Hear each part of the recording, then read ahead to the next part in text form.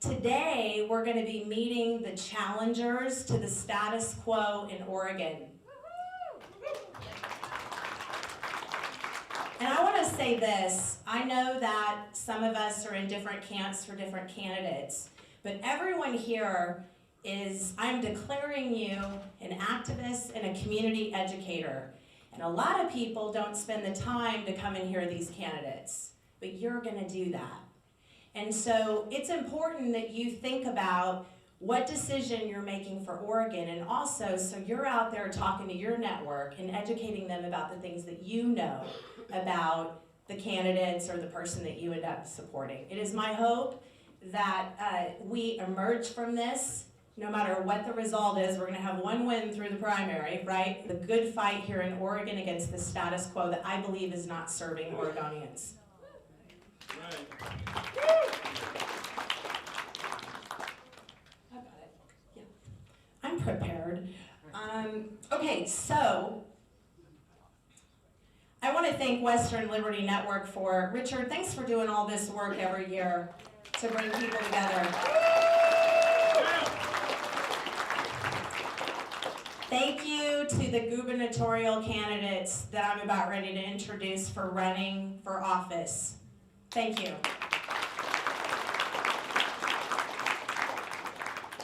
And I've already kind of covered this, but thanks to all of you, because without you, without your messaging, without the work that we are going to do on the ground and talking with people and spreading the message, they can't do it without us. So thanks for being here.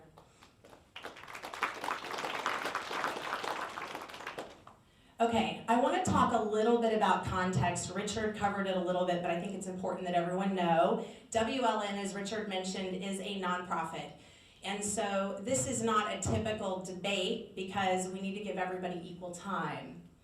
So our governor was asked to be here, and not only did she, I would like to tell you she declined, but she and her staff didn't even answer Richard. I think that's important to know. Now we're going to get on with it. Joining us today are the following candidates. Please go ahead and step up. I will say I have a microphone right there. Please don't step on it. It's right on the ground. Marion County Commissioner Danielle Bethel.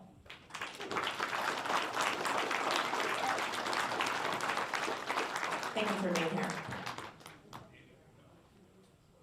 State Representative Ed Deal.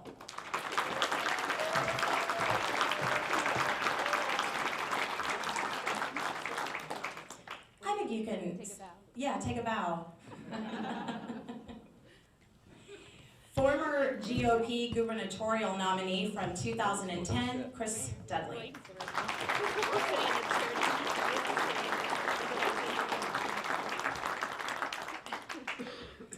Libertarian candidate Matt Rao, former mayor of Coquille. Did I say Coquille right? Anyone? Coquille? Coquille. Hey, are you an Oregonian? It's like whenever people say, how do they call it? Oregon? I don't know. Yeah. I'm going to go over a little. Hi, Matt. I'm a libertarian too. We're always disruptive. We're going to do a couple things. The first thing we're going to do is we're going to go through the candidates for a 1-minute intro. It's freestyle on their part, whatever they want you to know in 1 minute. Amy here is going to be holding up let me see how we have that down. Yellow is going to be when you have 30 seconds left. And then whenever it's 15 seconds left, she's going to hold the red just to help you. Okay? And we want to be fair. So we have 4 numbers here. So we're going to go in the number of order, 1 being first, and then on the second round. Can you just go through that again, because none of us were actually listening. I'll do it again. Go through the number, pick your number, and then I'll explain. Oh, okay. Take one and pass it on. You want me to hand him the bucket? Yeah. Okay. That's brass, You it's want from me my to take house. the number and pass it on? Yeah. It's You like want to go? a weapon. I almost want you guys to No, change there's seats two. after you get your numbers. Last loaded. one's for me. Last one's whatever I want. Yeah, that's for you, right? Yeah, that's whatever I want. I wanted to give them the choice. Okay, okay. So tell me what your number is. Open it up. Who's got one? You have one. You have one. All right. All right. Right. 2. Three. Okay. 3 and 4? Okay, 1, 2, 3, 4, got it. So the first round, we're gonna go like that. Second round, number 2 is gonna start. 2, 3, 4, and then 1 is last. Make sense?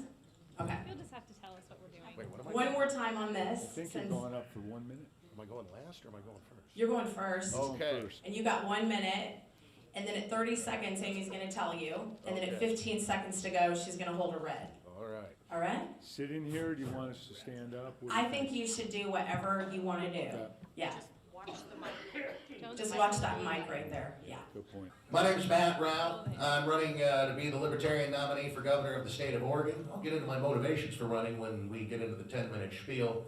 But my qualifications are, I previously had 2 terms as mayor of the city of Coquille, which is a very small town. It's the county seat of Coos County. But in that capacity, I worked with staff and the council to take a city that was into the red to the tune of about $500,000, which is a significant amount of money for a small town. Dealing with insufficient ability to cover utilities. By the time it was done, we paved more streets than we ever had before. We created sustainable timber policy as far as the hundreds of acres of timber we owned. And we did it, and we maintained our utilities without raising taxes. I was on the school board of post-COVID closures and got rid of pay-to-play for school sports. Thank you.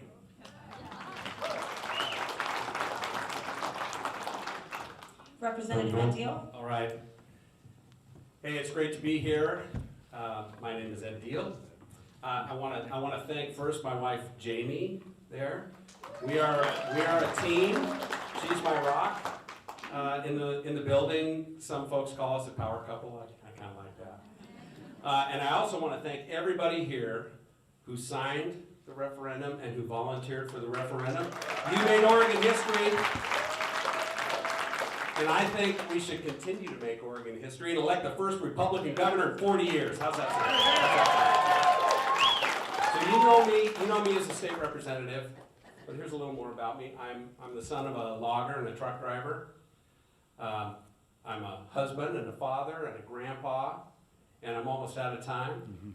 But I'm an engineer and a businessman. I solve problems, I deliver results.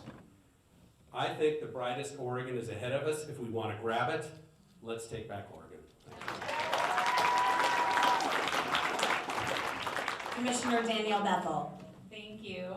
I'm excited to be here among all of you. The crowd feels like it doubled since this morning, so welcome to the afternoon of the last day in January. I'm Danielle Bethel. I'm a 5th generation Oregonian, and I can tell you that I'm standing on this stage today because I have struggled to raise a family, run a business, and run the 5th largest government in this state because we've had too much Democrat control for far too long. I climbed my way out of deep poverty. I've navigated homelessness and a lot of social issues, and I'm really proud of being an overcomer in a state that really wants me to be an undercomer. I have solutions to the problem Oregon faces today. I'm the boots on the ground candidate, and I look forward to meeting all of you over the next several weeks to show you how we can turn the tides in Oregon. Thank you. Chris Dudley? Hi, I'm Chris Dudley, and it's great to see so many familiar faces, and it's just great to be back here. And we saw many in 2010 when we did this before, and the situation that we face as Oregonians right now is even more dire than at that time. And I am passionate about what we need to do to change the situation here. I will give more when we talk longer and have our 10-minute talk. But I just, again, want to thank you, and thank you for being so active and what happened with the gas tax, getting everybody out there. The energy that I've seen and felt throughout this state is amazing, and it's energized me, and it makes me believe that we can get this done. I want to thank my family for being so supportive. As you know, we just announced Monday. It's been a crazy week, incredible energy, and my wife, who's a 5th generation Oregonian, unfortunately is not here tonight, but she gives her best to many people who she knows in the audience, and Sam, our son, who is a 6th generation Oregonian, is here, as well as others. So thank you, God bless, and looking forward to tonight, and thank you, Richard, for putting this on.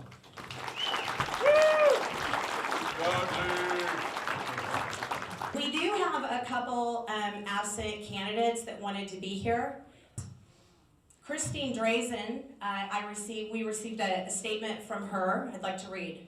Senator Drazen is in Roseburg and unable to join us today as she is traveling our entire state. She has promised that as governor, she will focus on cutting taxes, lowering costs, fixing our schools, ending homelessness, and taking on crime and holding government agencies accountable. Next. David Medina wished to participate in today's panel, but timing did not allow that opportunity for him. Those who wish to read his full statement can go to his social media channels. I picked out a section so that there was fair time. For over 8 years, I've been on the ground with Oregonians exposing corruption in our state, from government overreach to bias in the local media to confronting corruption embedded in our agencies and systems. I've seen firsthand how families, businesses, and communities are being displaced in silence and bullied for standing up for their values of life. This is no longer left versus right or Republican versus Democrat. It's about restoring integrity, accountability, and courage in leadership. So we're going to move on to a question for each candidate. They'll be the same. They have 10 minutes to answer this question. If they'd like, they can pose questions to other people on the panel during that time. I'm gonna read this question. So Oregon is facing serious challenges across multiple systems. The question, and Representative Deal, you're number 2, correct? Yes, So you'll be first. So Oregon is facing serious challenges across multiple systems. What is your vision for a new direction for the state, and what would you prioritize as our new governor? That's a great question. Thank you. So, we live in a beautiful state. The most beautiful state in the country, I believe. That's why I love it here. That's why I'm fighting for our state. We have beautiful rivers and streams. We have bountiful natural resources that are the envy of a lot of other states here. But what good is all that beauty if you can't afford to live here? What good is that if your streets aren't safe? What good is it if your kids can't get an education and businesses are fleeing? Governor Tina Kotek has built an Oregon that is in decline. It is unaccountable, unaffordable, and we're in an economic doom loop. That's not just me talking, that's the economists talking. But the thing is, it does not have to be that way. My vision for Oregon is very simple. I want an Oregon that is the greatest place to live and to work and to raise a family. And that is what I'm committed to deliver. I want an Oregon that is accountable, a government that's accountable, affordable for families, and not in decline, but an economy that is thriving. And that's what I'm committed to build for you. When it comes to government accountability, the first thing I'll do as governor is I'm going to call for a comprehensive audit of every one of those government agencies to understand exactly where every one of your tax dollars is going in every fund and sub-fund, and to make sure that we're accountable for it. I'm going to change the priorities of every agency to make sure they match the priorities of the Oregon people, because they don't. I'm going to pick on ODOT here for a while, okay? What's the top priority for ODOT right now? Equity, you win, equity. And equity does not fix potholes.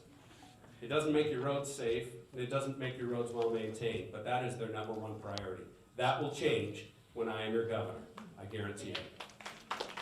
If you look out that, I don't know if you can see it from this window, but if you go to the other end of the building, you can see the I-5 bridge.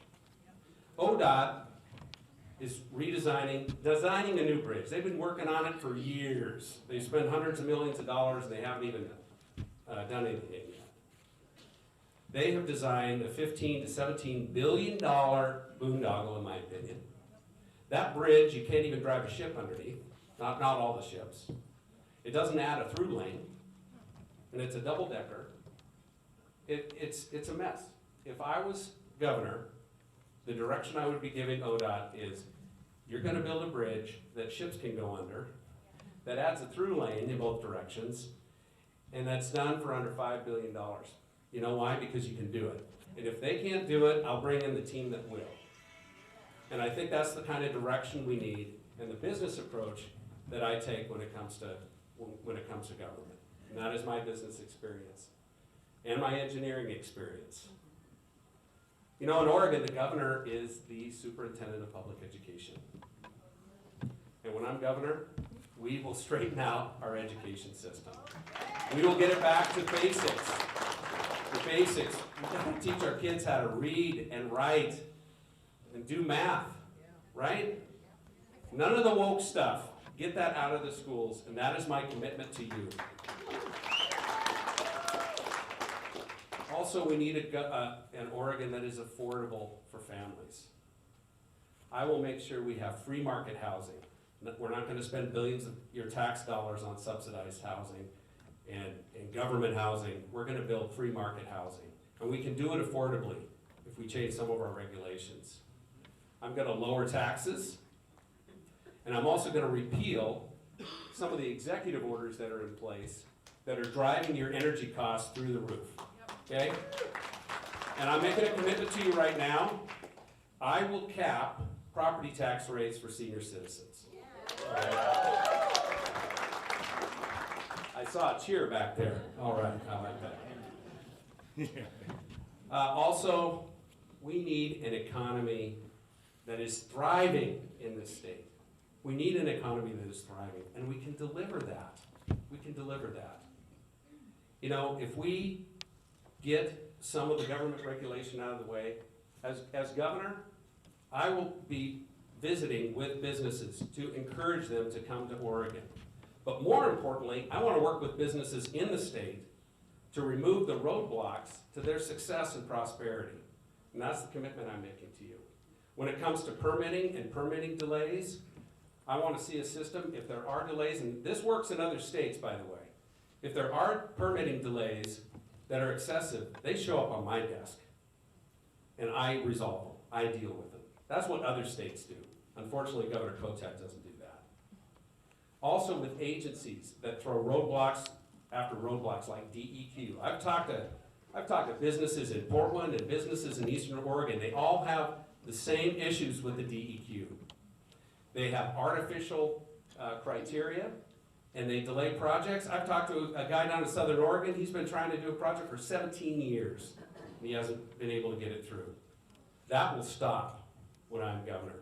They will be setting rules that make common sense, that maintain clean water and clean air. That's all we want, right? But rules that make common sense, and they will be directed not to drive for a no and roadblocks, but how do we get to yes? And how do we make progress in our state? But I'm committed to that, and I know we can make it work. Did everybody know that Oregon has a business development agency? Did you know that? It's Business Oregon? Okay. I didn't know that until I got in the legislature, and I'm in business, okay? Business Oregon, well, first off, Governor Kotek just recently realized, she's been speaker for 10 years, governor for 3 or 4 years. She just realized that prosperity is a priority. So she put a prosperity roadmap together. And I was in the Econ Development Committee, and we heard from Business Oregon and got a list of all the goals that they have for meeting that prosperity goal. I'm going to read a couple of these goals for you. They're great. Rebuild confidence through improved messaging and engagement. Foster collaboration between agencies. Yeah, I gotta tell you, these are not goals. When I'm governor, the goals will be something like this. Build 100,000 jobs in 4 years. Deliver $20 billion of equity, new capital equity into the state in 4 years. Those are real goals for economic development. These are bureaucratic BS, okay? Turning Oregon around is going to take a lot of will and determination. I think it starts at the top. I know it starts at the top. I will bring the same determination that I brought to that referendum. I will bring that to the governor's office. And I'm committed to not only having an Oregon that is beautiful, that we love, but an Oregon where the citizens can thrive. Thank you very much. And if I have time, I'm happy to field questions from anybody.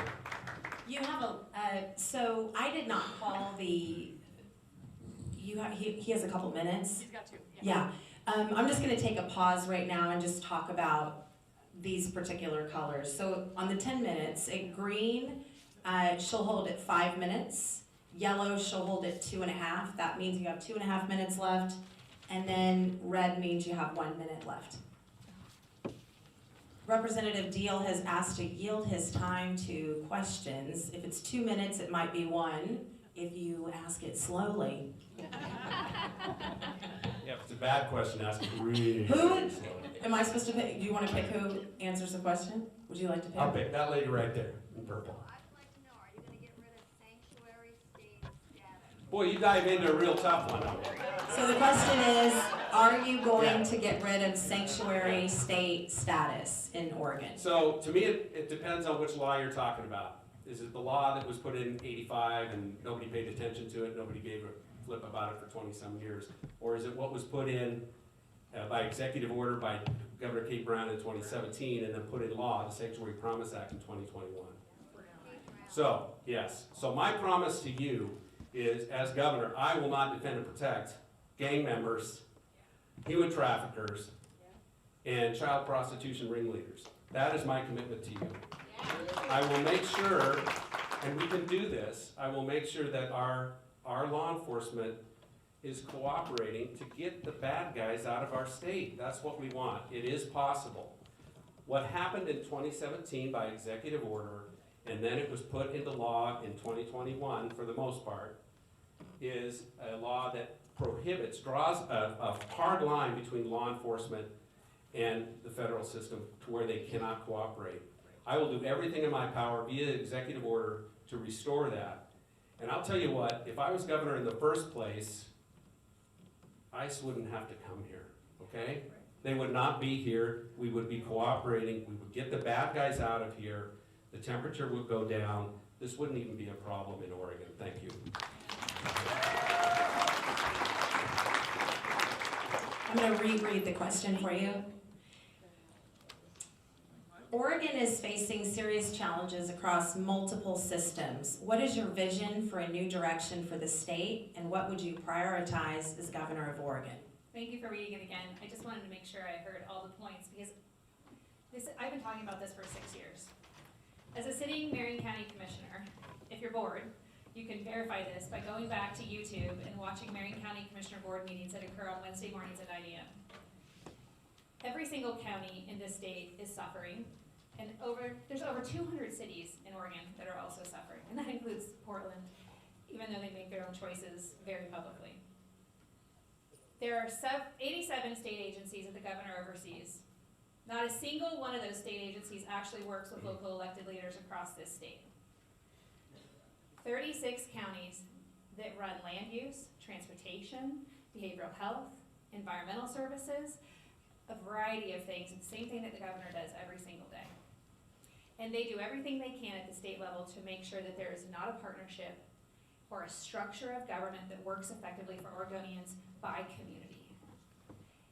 I was the president of the Association of Oregon Counties in 2024 and had the privilege of crossing every single border in this state, going into every single county, talking to every single county commissioner, whether they were Democrat, Independent, which we all know they're not, or Republican, and asking them what's going on in your community and how can I lead you statewide for outcomes in the legislature. My job is to bring people together as a county commissioner. The greatest power I have today is to convene and to listen, and then take what I heard and create solutions all the way to the federal government if that's what needs to be done. I can tell you exactly why things are going wrong in this state, county by county. In the Department of Education, I served 4 years on the second largest school board in Oregon. I can tell you what's happening in transportation. I can tell you what's happening in environmental services. I can tell you what's happening in behavioral health. And you all know because you walk the streets of Oregon every day, just like me in your community, where people are failing forward in a system that does not care about them. I actively engage in a plan every day today in the 5th largest county. 350,000 people live in Marion County. I have the privilege of showing up for them and fighting against the state really aggressively. Marion County is the only county in Oregon that's ever sued the governor. I've sued Kate Brown, and now I'm suing Tina Kotek, and I'll do it again if I have to, because by God, I'm gonna be heard as an Oregonian.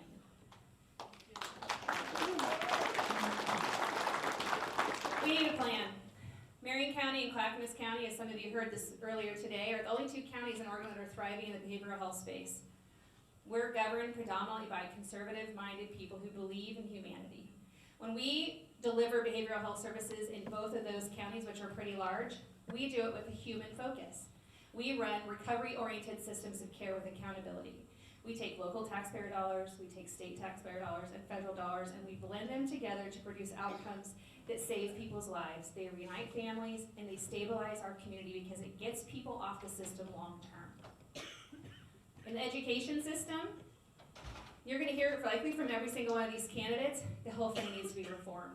I'm a mom of 3 kids, I have 2 granddaughters, and I can tell you right now, it's terrifying for me to think that my 3-year-old granddaughter in the future might step into a public school in Oregon, and I'm doing everything I can to make sure that doesn't happen under the current structure. Government should be run from the bottom up, not the top down. It's not that difficult to trust elected leaders in your community. In fact, every single one of you in here should know who your city councilors are, who your county commissioners are, who your state reps are, who your senators are, because we all know who the governor is. But the people I mentioned before that are the people who are impacting your lives the most, but for sure at the local level. As governor, I assure you that local elected leaders will have a voice in this state. I don't have to agree with you to partner with you. This isn't about me, it's about you. It's about my kids, it's about my neighbors. It's about the long-term impact that we all want to thrive through. In my job in the last 6 years, I have had to go 5 miles deep into the system to understand why it's such a dumpster fire here in Oregon. I'm not a mile wide and an inch deep girl. I show up to do the work. I show up to talk about the hard things, the things that I have navigated and the things that I have performed, because I'm proud of that work. And I'm frankly proud to see as many people in this room as there are, because I didn't think there'd be that many that come all the freaking way up here to Portland to listen to us talk. But at the end of the day, it's super important that we have a leader that's going to show up and understand that system. Some of the things I'm going to do that are going to be pretty frustrating to the West Coast is decouple us from this West Coast interagency agreement that we have between governors. I don't know why California and Washington needs to have a say as to what I'm doing in this state. There are partnerships that need to exist. I don't know if y'all know this, but we have an energy crisis on our hands. Nobody can afford their rates today, and it's only going to get worse, and it's because of the policies that are being made in the state of Washington. Most of us complain about how much we have to pay, but you don't understand what the origin of that is. Well, I understand the origin of that, and I need to be a good partner, but I don't need to be dictated to by my peers in other states. I want to make sure the behavioral health system of care is functional. Behavioral health, just for those of you who might not know, is addiction and mental health together.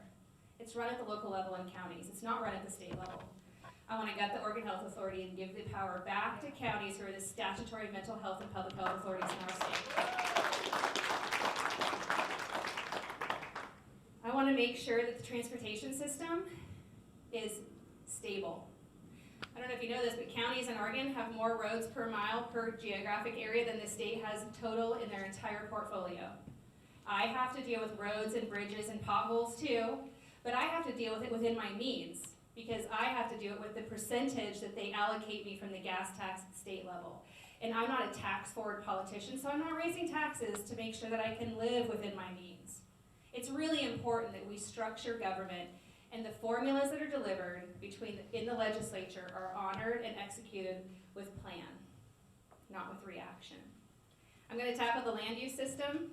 Everybody in here probably has heard of what an urban growth boundary is and what a freaking nightmare it is to do any kind of development in this state because of it. That doesn't mean that I want property taxes to be raised. It means that local communities who need to understand progress needs to happen with a plan. It shouldn't be forced on me from the state. One of the executive orders that I'm very excited to be able to sign is to get rid of the Climate-Friendly Equitable Committee Action Plan that was forced on us through the Department of Land Conservation and Development. I live in a farming community. Marion County is the largest ag-producing county in the state, 2,500 small farms. If you think that they don't care about the soil they grow their dirt on, then I don't know why you're living in Oregon. We shouldn't be telling them how to farm. We should be asking them how we can help them thrive. The backbone of that is our economy. We're going to hear a lot over the next several months about what does it mean to have a thriving economy, and it comes across many sectors in Oregon. And I'm excited to make sure that we can make every one of them thrive by inviting people to the table with their brilliant ideas to execute outcomes. We need to invest in young people. We need to produce jobs. We need to help small businesses afford the $15 minimum wage. How do you do that? Well, there's programs that exist in this state to help businesses subsidize that, unless we can get the legislature to walk it back, which I think would be a great idea. Thank you. And at the end of the day, it's going to be my responsibility to work with every single elected official in this state. Like I said when I started, I don't have to agree with you to talk to you. I don't have to agree with you to hear you. I do have to be present and willing. I want to learn and I want to execute and I want Oregon to thrive, and I believe that I'm the leader that can make that happen on day one. Thank you.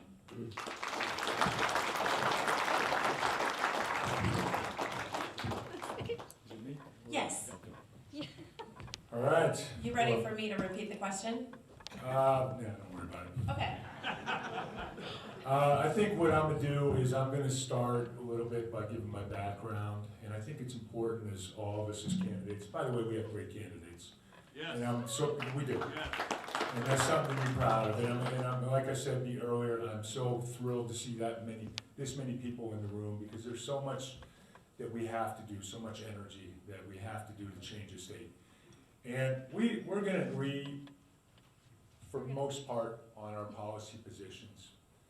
But I think your character, who you're electing matters, and winning matters. And we need to win to change and take back this state.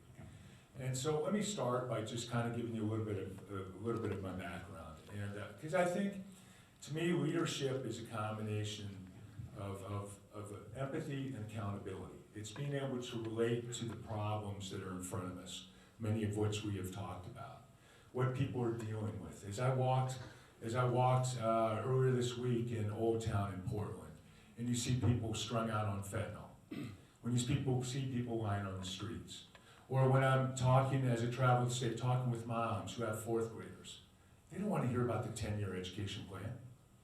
They want to change it, they want to change it now. And so I think having that empathy and that relatability matters. And then, of course, accountability. The executive experience to see solutions, see problems, see solutions, and execute those solutions.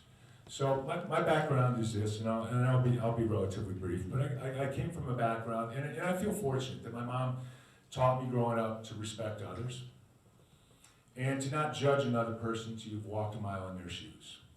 And I think that's really important in today's world.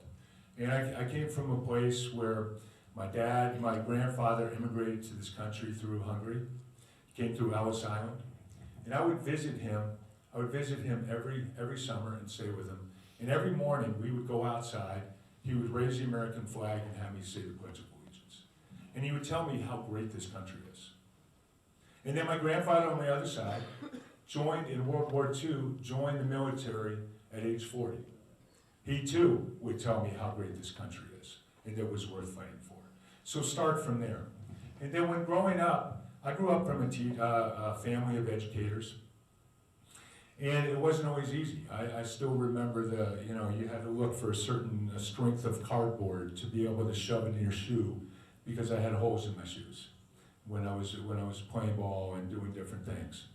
I remember the pain my mom was in when our car broke down and we're living month to month and she didn't know how she was going to pay for it. That stuff matters, and Oregonians are suffering throughout this state.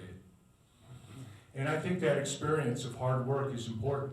It started for me at age 12, delivering papers, getting up at 5 in the morning, throwing the paper, collecting, and earning the power of earnership, the power of doing a good job, getting rewarded for that good job. I think that's very important. It's something that's sometimes lost today. And I worked all through high school, whether it was tuning cars or mowing lawns or whatever it was. I worked through college as well. And I was probably the only player ever to go into the NBA who had to pay off a college loan. And I know I was the first player in the NBA. I got type 1 diabetes when I was 16, which at that time said that you couldn't succeed, you couldn't play sports, you couldn't do this. But I said, no, you can. And I went on to play 16 years in what I believe, biased, the toughest sport the toughest sport there is, toughest league there is for 16 years. And then when I came out of college and I made it as a late round draft pick, I wasn't expected to make it, I was a 4th round pick. I was fortunate to be able to play for 16 years. And 6 of those, of course, here in Portland, brought me to Portland in 1993. That's where I fell in love with Oregon. Thank you. Those were good times. And that's where I met my wife, my wife of 28 years. And I think executive experience is important as well. Political, there's different types of experience, but I think having experience away from politics is important as well, and having executive experience. I was in economics in Yale, got my CFP. Personally, I think it matters that you understand economics when you're trying to run the economy for your state. I think I formed a small business, was a partner in a wealth management company, founder of a wealth management company based here in Oregon. Then I went on and was chairman of the board and CEO of a medical device company in Beaverton. I also ran a foundation for kids with diabetes for 30 years. I think those things matter. So why am I here? Why am I running for governor? Well, as you know, I would get asked all the time, and it was always, when are you going to run? Because I was in the closest election in the past 70 years.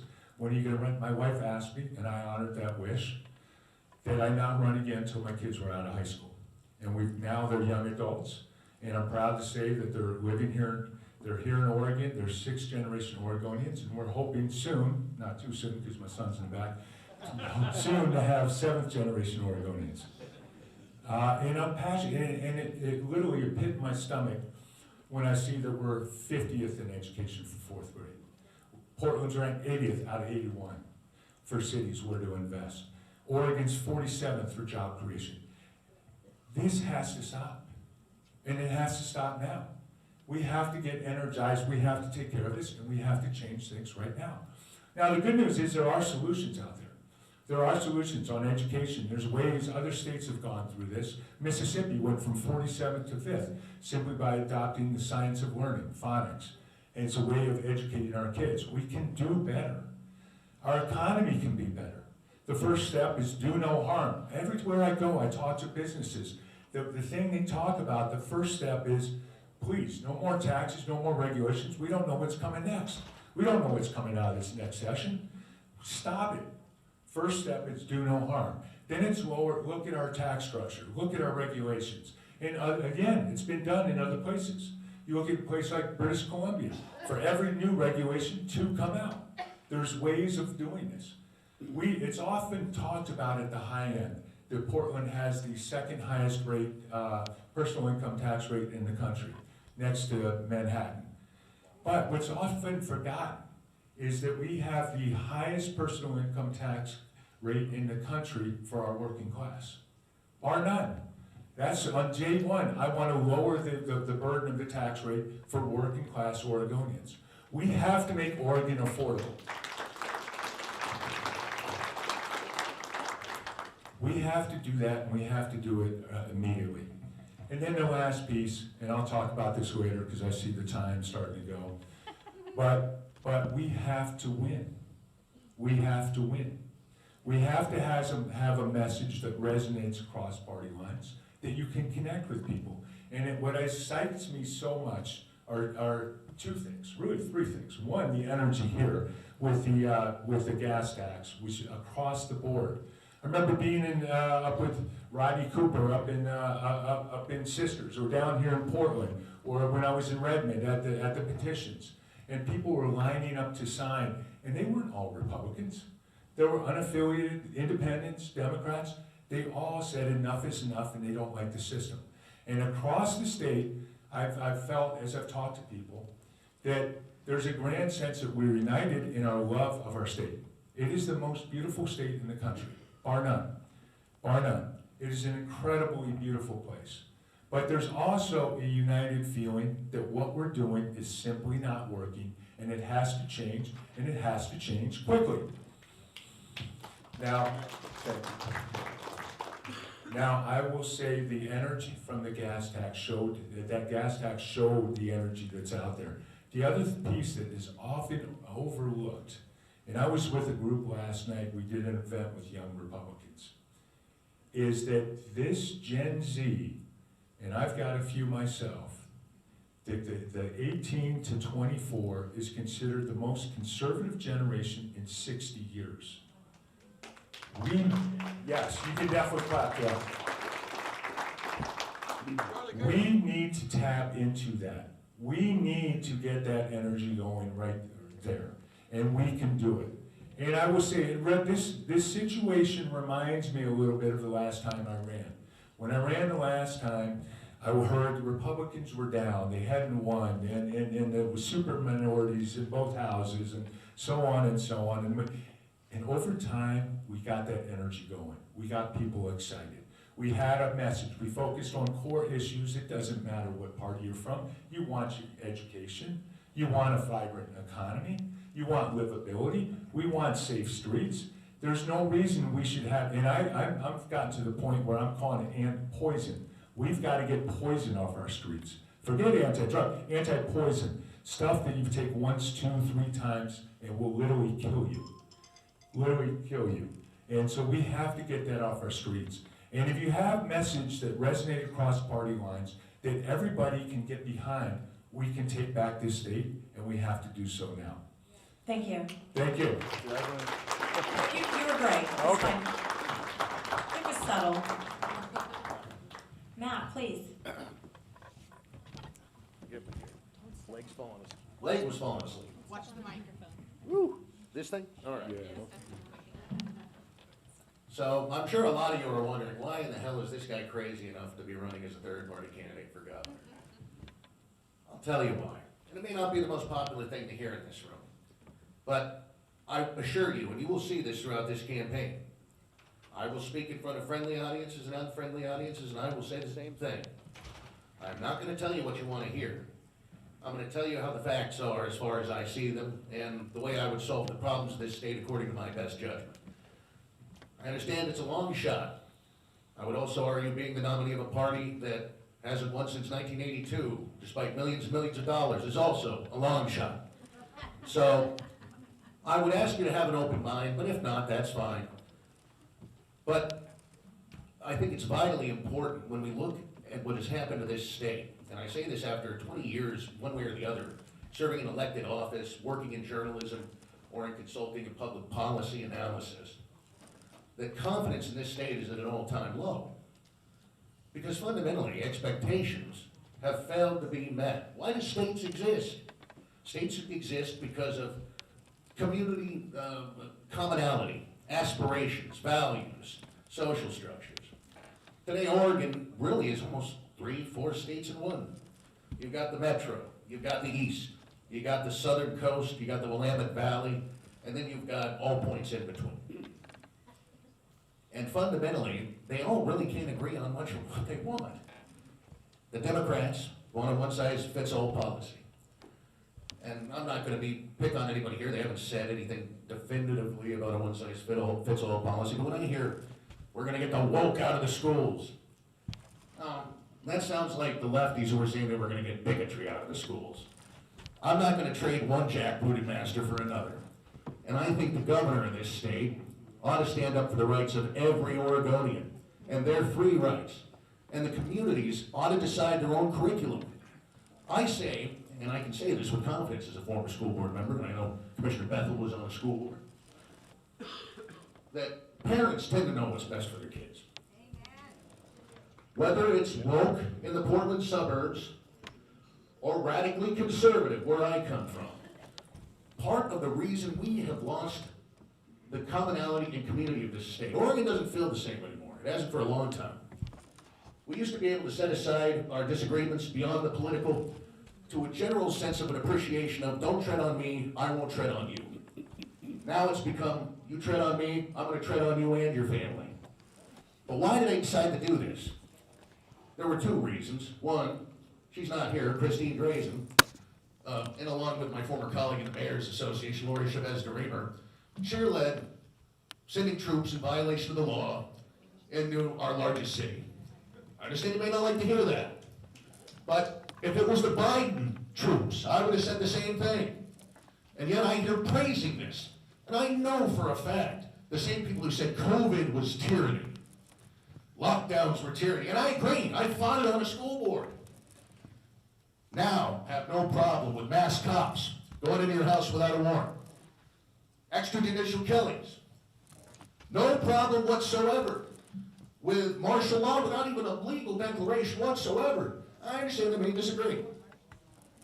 I think the simple solution is that to rebuild confidence in this state, we need a governor who will enforce the law regardless of ideological prejudices, regardless of whose gang is in the White House.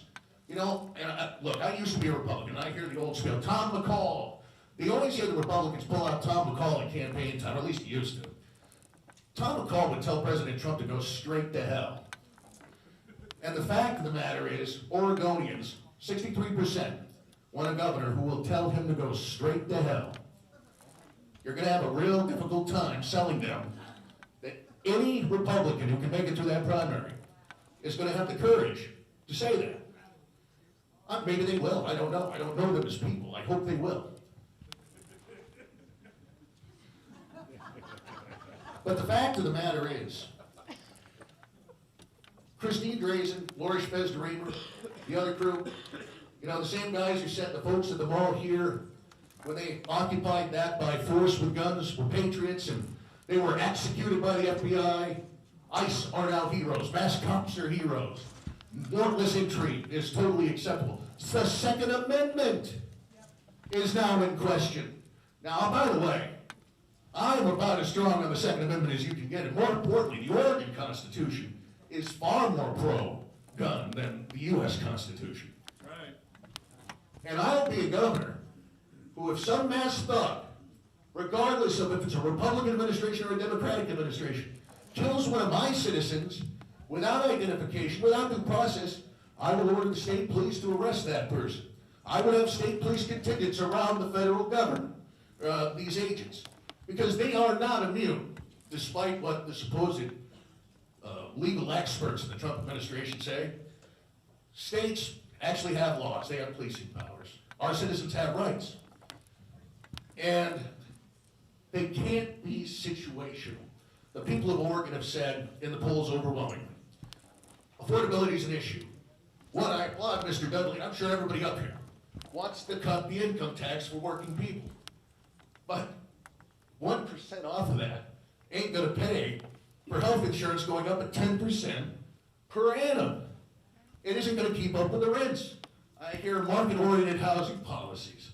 I've heard that, and I mean, the Democrats say they're for it too. Total joke, they've spent billions. Kotek spent billions on building, what, 1,000 houses?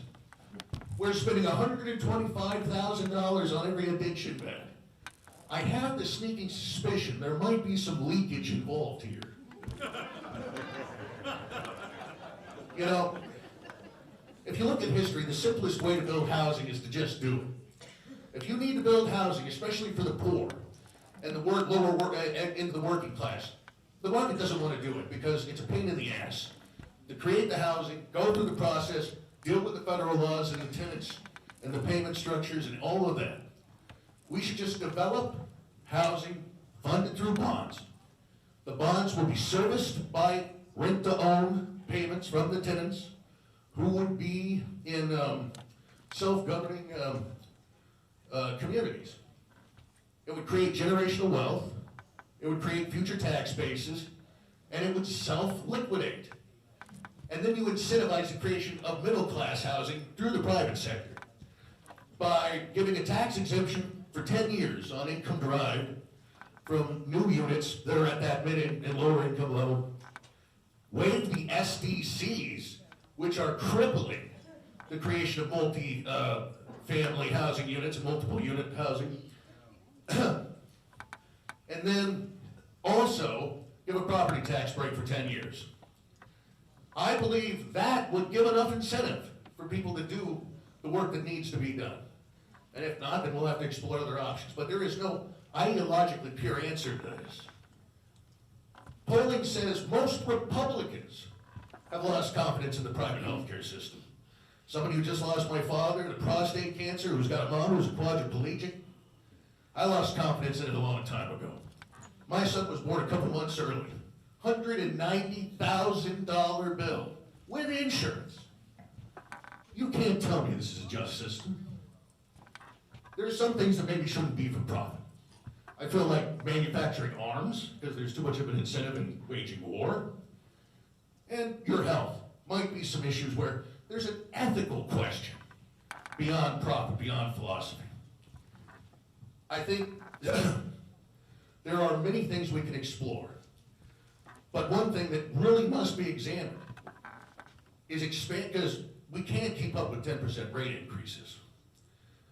The governor appoints the insurance commissioner. If I do become governor, I know it's a long shot. I'll put in an insurance commissioner who will approve 0 increases for the next 2 immediate years, 0%. Then cap it at 5%. And in that time, combined with a tax on health insurers and what I call deadbeat employers, the Walmarts, the Fred Meyers, the people who pay all their workers poverty wages in half time and then dump them on the Oregon health plan. Dump them on food stamps. They have you subsidize it. You hit them with a tax. You make them actually pay. And you do that, and you expand eligibility of the Oregon health plan, $350 a month for individual, maximum. If you're under the average income, it's 0. Families, $500. If you roll in state employees into that, especially what teachers are paying into their premiums and other public employees, the thing would operate at a profit. And we would have better health outcomes, healthier Oregonians. So let me say, for a freer, healthier, happier Oregon, please consider voting for Matt Rao. But Matt, you're good. thank you. Yeah. Let's give our gubernatorial candidates a big warm round of applause. Thank you. Will you guys stand up for me? You guys are going to be sprinting through the primary. The Libertarian primary is a little bit different, doing a lot of work. May God bless this state.